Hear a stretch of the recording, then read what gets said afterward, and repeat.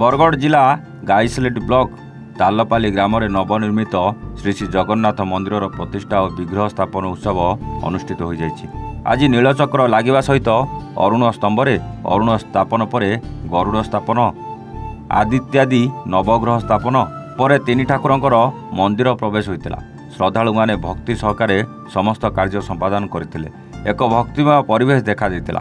पूर्वर शुभस्तंभ स्थापन अंकुरारोपण गंगा निमंत्रण कलश यात्रा रामायण पारायण 24 प्रहर नामयज्ञ प्रवचन पंचकुंडीय यज्ञ मीना बजार सांस्कृतिक कार्यक्रम प्रतिदिन हजार हजार संख्यक श्रद्धालु जोग देइतिले। यह 19 तारिख आरंभ हो 26 तारिख 8 दिन धरी बहुत धूमधाम रे होइतिला। प्रत्येक दिन एठारे पारायण पठन बैठकी कीर्तन अनुष्ठित होइतिला। यह 24 प्रहरी नामयज्ञर महामंत्र ध्वनि रे गुंजरित होई उठुतला नाम मंडप। जगतनाथ जगन्नाथ मंदिर प्रतिष्ठा चलता समय पंडित मानक मंत्र ध्वनि रे प्रकम्पित होइतिला समग्र परिवेश। दीर्घ 8 दिन धरी चलता यह उत्सव नीलमाधव चरित्र को नहीं एक खोला मंच अनुष्ठित होइतिला।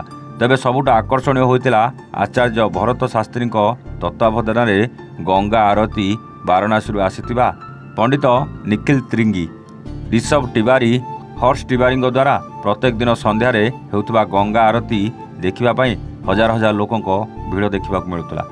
प्रतिष्ठा उत्सव रे मुख्य पूजक भाव में पंडित भुवनेश्वर दास जोग देथिबा बेले सहयोगी भाव में भुवनेश्वर दास महादेव दास लिंगराज रथ हिमांशु पंडा रंजन होता तपन त्रिपाठी रजत पंडा गोकुलानंद होता सुदाम पंडा प्रमुख जोगदे विधि विधान सहित पूजा कार्य संपन्न करते।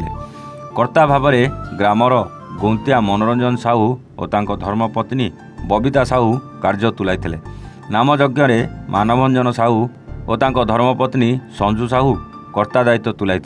ग्राम्य कमिटी उपदेष्टा कमिटी शांति कमिटी और युवा गोष्ठी एवं अंचलवासी और पुलिस विभाग सहयोग क्रमे अति शांति श्रृंखलार सहित जगन्नाथ मंदिर प्रतिष्ठा संपन्न होइतिला। बरगढ़ विनय प्रसाद गुरुंग रिपोर्ट एवान ओडिशा।